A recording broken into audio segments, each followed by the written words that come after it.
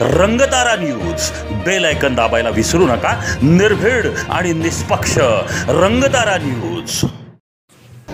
चांदोबाचा लिंब येथे पहिले उभे रिंगण उत्साहात संपन्न। संतश्रेष्ठ ज्ञानेश्वर माऊलींच्या पालखी सोहळ्याचे पहिले उभे रिंगण सोमवारी सायंकाळी 4च्या सुमारास फलटण तालुक्यातील तरडगाव जवळ असलेल्या ऐतिहासिक चांदोबाचा लिंब येथे पावसाच्या दारात उत्साहात पार पडले। टाळ मृदुंगाच्या साथीने लाखो वारकऱ्यांच्या आणि भाविकांच्या उपस्थितीत डोळ्याचे पारणे फेडणारा अश्व दौंडीचा हा नयनरम्य सोहळा माऊलींच्या जयघोषात पहिल्या उभ्या रिंगणाचा सोहळा तरडगाव जवळील चांदोबाचा लिंब या ठिकाणी उत्साहात संपन्न झाले। माऊलींच्या पालखी सोहळा शनिवारी सायंकाळपासून लोणंद येथे 2.5 दिवसासाठी विसावला होता। सोमवारी सकाळी लोणंद येथे पालखी स्थळावर राजकीय, सामाजिक तसेच विविध क्षेत्रातील मान्यवरांचे माऊलींचे दर्शन घेतले। सोमवारी दुपारी महाआरती व नैवेद्य झाल्यावर माऊलींच्या पालखी सोहळा तरडगाव येथे निघाला।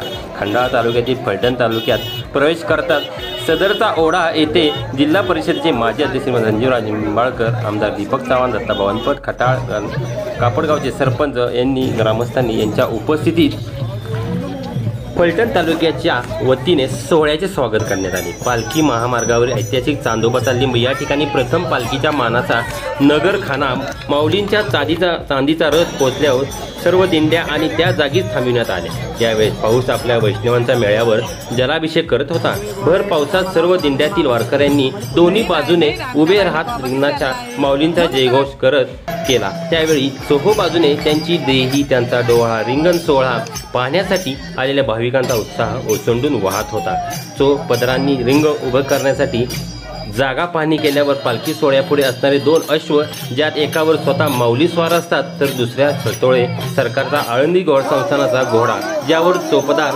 हातात झेंडा घेऊन चोपदाराने दंड उंचावून इशारा दिल्यावर पावसाचा मारा झेलत या दोन्ही अश्वांचे वेगाने दौड घेत रथापुढील 27 व रथामागील 20 दिंड्यापर्यंत जाऊन पुन्हा तो माऊलींच्या रथापर्यंत आले। त्यावेळी त्यांना नैवेद्य भरवण्यात आला। त्यानंतर पुन्हा अश्वांनी एकमेकांची स्पर्धा करीत वारीतील पहिले उभे रिंगण पूर्ण केले। त्यानंतर अश्वांच्या टप्प्याखालील माती कपाळी लावण्यासाठी वारकरी आणि भाविकांची एकच गर्दी उसळली। त्यावेळी अधूनमधून येणाऱ्या पावसाच्या सरीत परिसरातील सुरू असलेल्या नामघोष आणि महिला पुरुषांनी बेफान होऊन घातलेल्या फुगड्या फेर धरून स्वर्ग सुखाचा सोहळ्याला सुरू केला होता।